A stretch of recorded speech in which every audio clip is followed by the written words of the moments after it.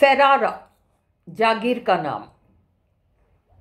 That's my last duchess painted on the wall. Duke दूत को बता रहा है, पर्दा खोला, तस्वीर डचेस की सामने आ गई और ड्यूक कह रहा है दूत से, दैट्स यानी that is my last duchess painted on the wall. ये रही मेरी पूर्व पत्नी की तस्वीर जो दीवार पर टंगी हुई है, looking as if she were alive. आज भी ऐसे दिखती है जैसे वो जिंदा हो, जीवित हो। I call that piece a wonder now. मैं कहता हूं कि ये जो पेंटिंग है ये एक बहुत खूबसूरत अद्भुत तस्वीर है। क्यों?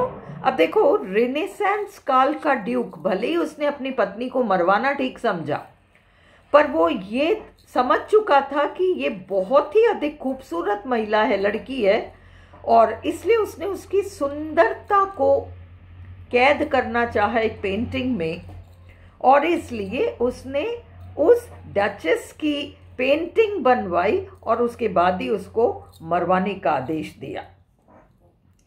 आई call that piece a wonder now. मैं इस पेंटिंग को एक आश्चर्यजनक पेंटिंग मानता हूं, वंडर मानता हूं। फ्रा पैंडोल्फ्स hands worked busily a day and there she stands. जैसे अपन लोग कहते हैं श्रीमान श्रीमती, वेस्टर्नर्स कहते हैं मिस्टर एंड मिसेस, वैसे इटली में, ये इटली का ड्यूक है, इटली में एक ड्यूकडम का ड्यूक है, तो इटली में फ्रा, फ्रॉलीन, श्रीमान श्रीमती, फ्रा, और हमारा ड्यूक जानबूझकर फ्रा पैंडोल्फ का नाम ले रहा है क्योंकि दुनिया जानती है कि फ्रा पैंडोल्फ बिल्कुल एक फक्कड़ किस्म के पेंटर थे, बूढ़े थे, उनको औरतों से कोई मतलब नहीं था, दुनियादारी से मतलब नहीं था। क्यों ऐसा करना चाह रहा है? क्यों फ्रा पैंडोल्फ का नाम हमारा ड्यूक लेना चाह रहा है?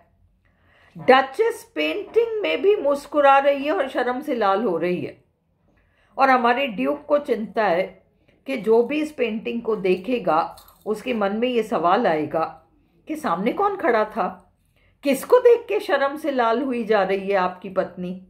इसलिए ये पहले ही बता देता है सबको कि नहीं नहीं ऐसी कोई बात नहीं, उसकी तो आदत ही थी, सबको देख के शर्माती थी, मुस्कुराती थी, यही तो प्रॉब्लम थी उसके साथ। और ये कहना चाह रहा है कि कोई ऐसा कुछ नहीं था, रोमांस वोमांस या कोई बड़ा हैंडसम आदमी खड़ा था, वो तो बूढ़ा फ्रा पैंडोल्फ खड़ा था, और फ्रा पैंडोल्फ ने ये पेंटिंग बनाई है, और मैंने भी उसको एक दिन का समय दिया, तब जाकर देखो, तब जाकर ये पेंटिंग यहां खड़ी हुई है।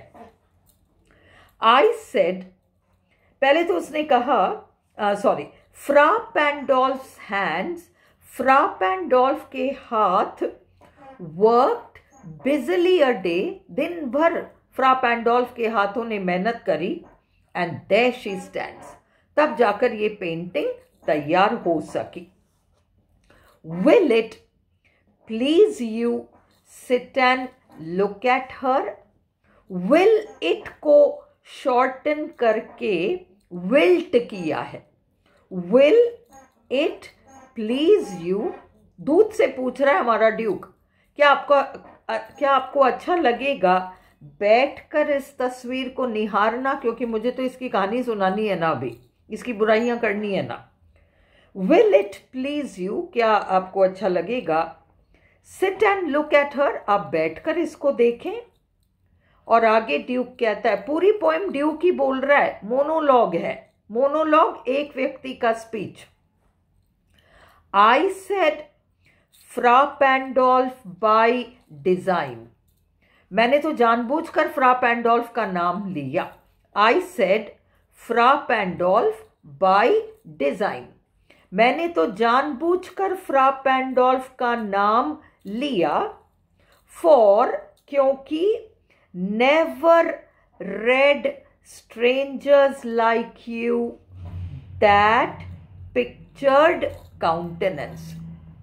क्योंकि तुम जैसे अजनबी जब भी इस पेंटिंग की तस्वीर को देखते हैं, पिक्चर्ड पेंटिंग वाली, काउंटेनेंस फेस चेहरा, जब भी तुम जैसे लोग इस पेंटिंग को देखते हैं और इस पेंटिंग के काउंटेनेंस चेहरे को देखते हैं, यानी मेरी पत्नी के चेहरे को देखते हैं, the depth and passion of its earnest glance, वो इस चेहरे के डेप्थ एंड पैशन, भावनाओं की गहराई को देखते हैं, ऑफ इट्स अर्नेस्ट ग्लांस। ऐसा लग रहा है जैसे मेरी पत्नी किसी को देखने में खोई हुई है, शर्म से लाल हो जा रही है, पता नहीं सामने कौन खड़ा है।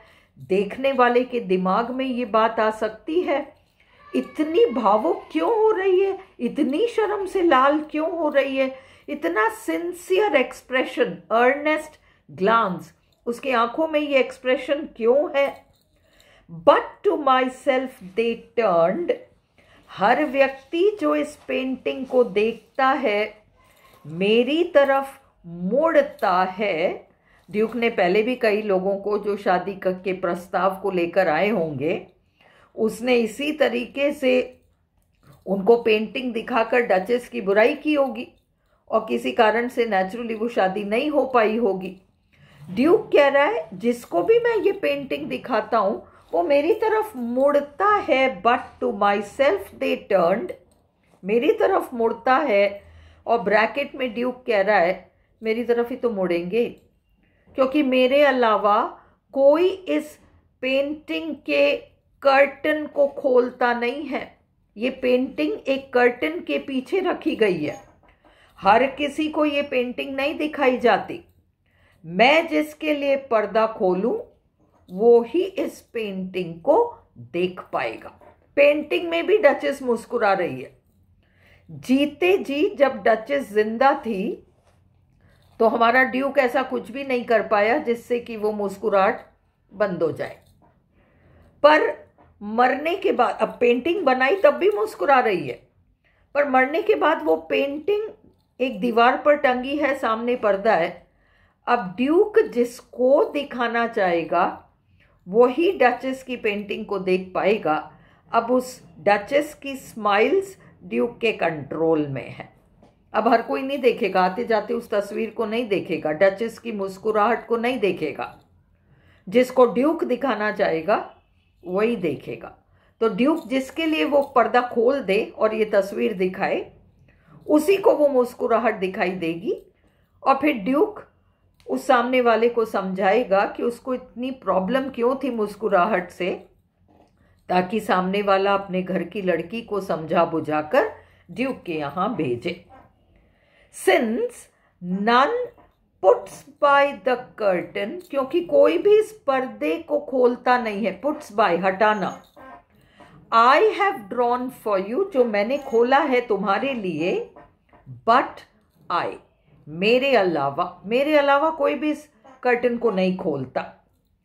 एंड सीम्ड, मुझे ऐसा लगता है, एंड सीम्ड, मुझे ऐसा लगता है, as they would ask me, मुझे ऐसा लगता है कि जो भी इस पेंटिंग को देख रहा है वो शायद मुझसे पूछना चाहेगा, अगर वो हिम्मत कर सके, इफ दे डर्स्ट, डर्स्ट हिम्मत करना। जिसको भी मैं ये पेंटिंग दिखाता हूं, अगर वो हिम्मत कर सके तो शायद वो मुझसे जानना चाहेगा, डर्स्ट हिम्मत करना।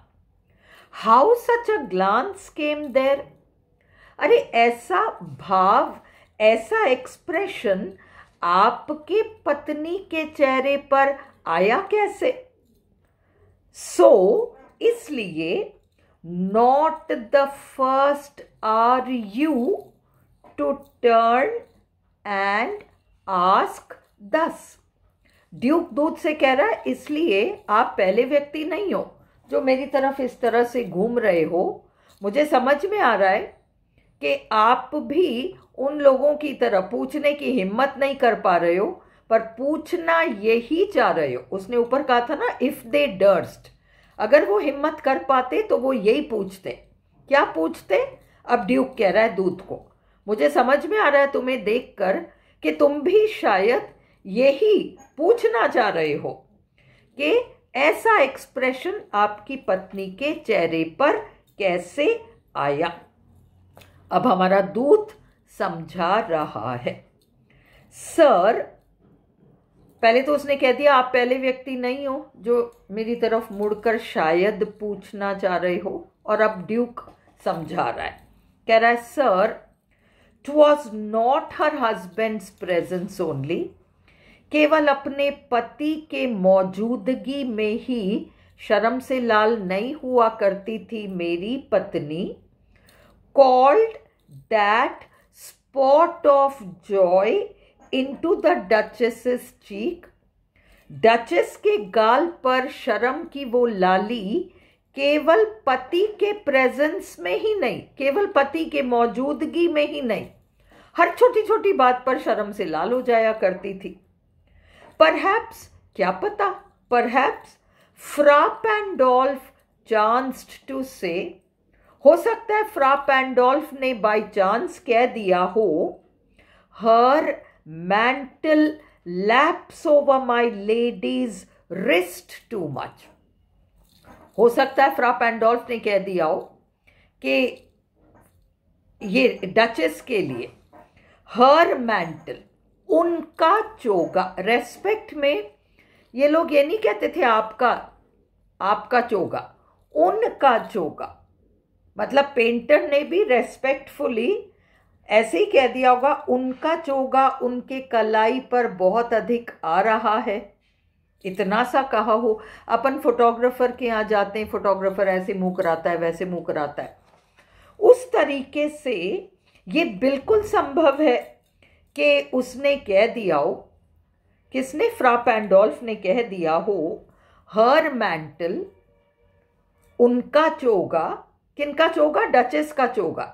डचेस को ही कह रहा है फ्रा पैंडोल्फ, बट आपका नहीं कहकर रेस्पेक्टफुली उनका चोगा, मैंटल चोगा, क्लोक टाइप, लैप्स गिरना, पड़ना, over my lady's wrist too much. My ladies यानी डचेस के रिस्ट, कलाई के ऊपर वो चोगा बहुत अधिक पड़ रहा है, यानी थोड़ा पीछे कर लो।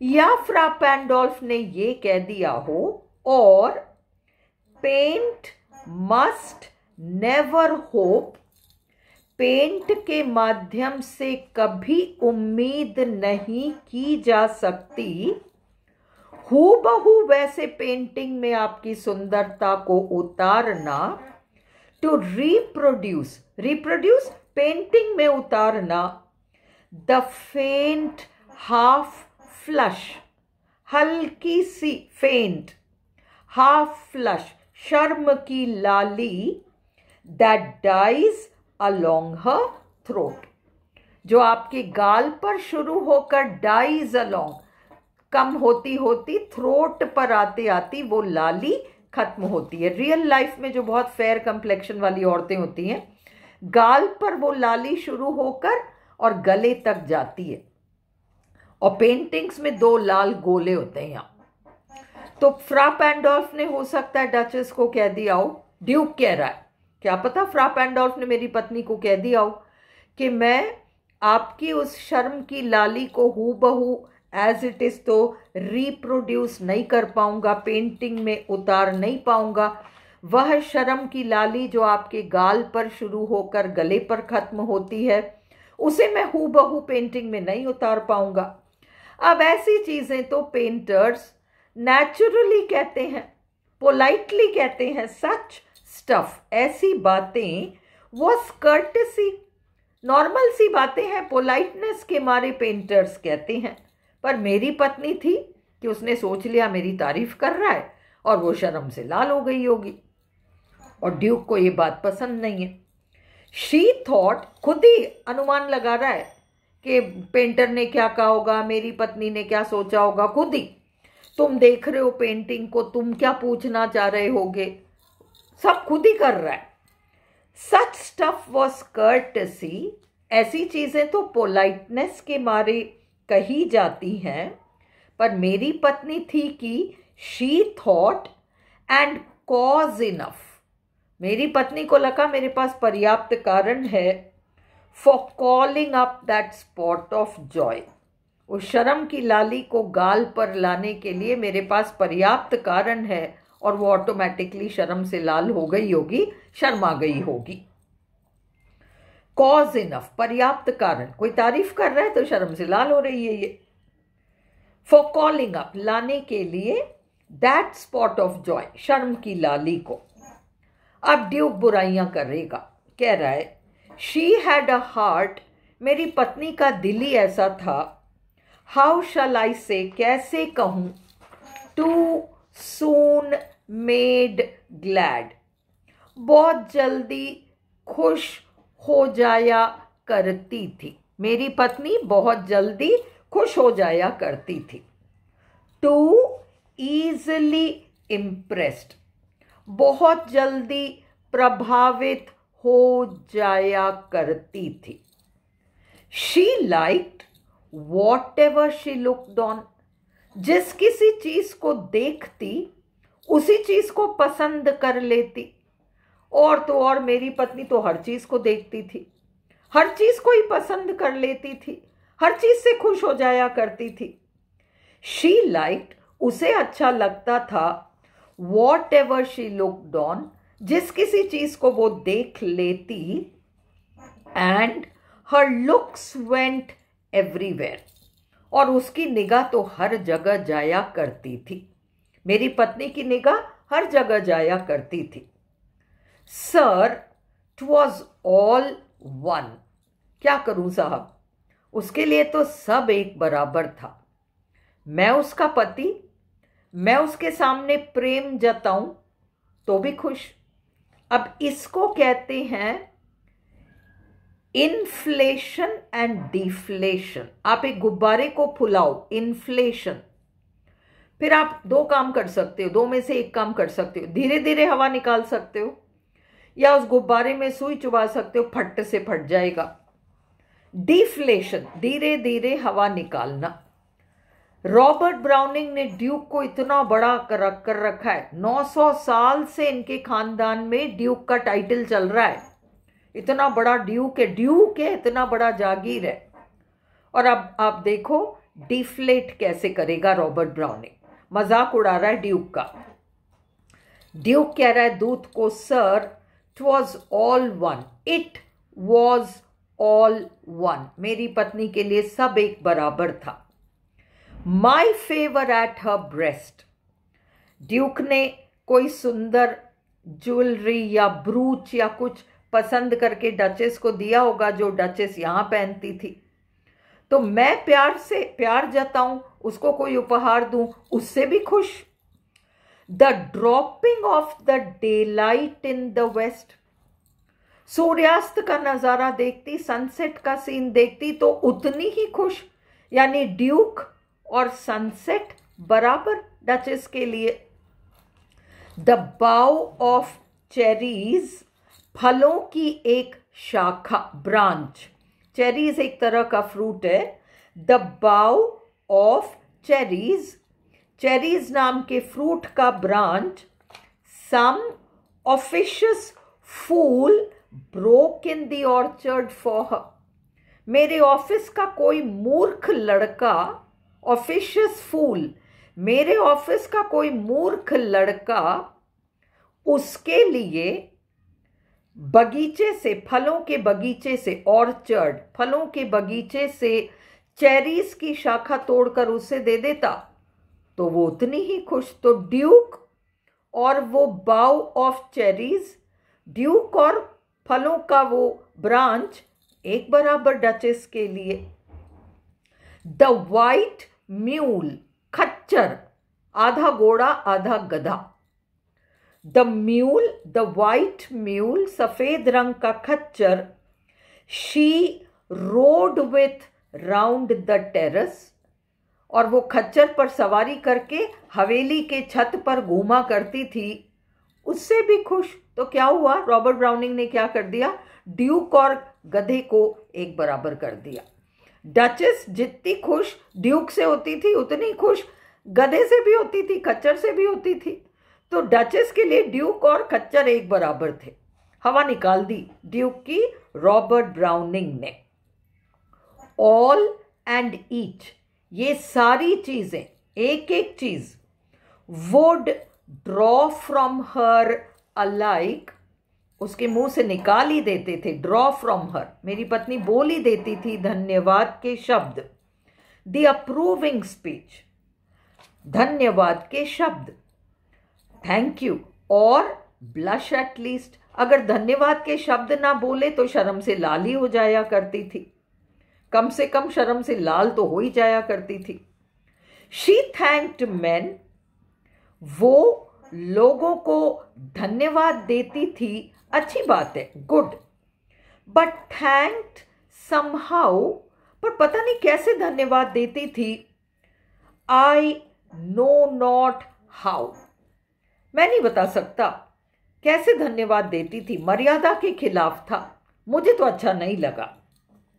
मुझे ऐसा महसूस हुआ जैसे 900 सालों से मेरे खानदान में ड्यूक का टाइटल चला आ रहा है, मैंने इस लड़की पर इतना बड़ा एहसान किया, उससे शादी करी और उसको अपना डचेस बनाया, और उसको उसका मूल्य ही नहीं पता। वो तो खच्चर से भी खुश, सनसेट से भी खुश, वो चेरीज के भाव से भी खुश। कौन ये सब बर्दाश्त करता? मैं नहीं बर्दाश्त कर पाया, और ना ही मैं उसको टोकना चाहता था। उसे टोकना मेरे शान के खिलाफ था, उसको अपने घर से सीख कर आना चाहिए था, मैं क्यों टोकूं?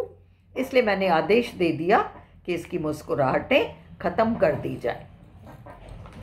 तो आई नो नॉट हाउ, मुझे नहीं पता कैसे धन्यवाद देती थी, एज इफ, जैसे कि, शी रैंक्ड, वह गिनती करती हो, my gift of a 900 years old name, मेरा जो उपहार है 900 साल पुराना, हमारे खानदान में ड्यूक का टाइटल 900 साल से चल रहा है, विथ एनीबडीज गिफ्ट, हर किसी के गिफ्ट के साथ, मतलब 900 सालों से ड्यूक के खानदान में टाइटल चल रहा है, वंश कहीं नहीं रुका, और ये है कि इसके मूल्य को पहचानती है ही नहीं।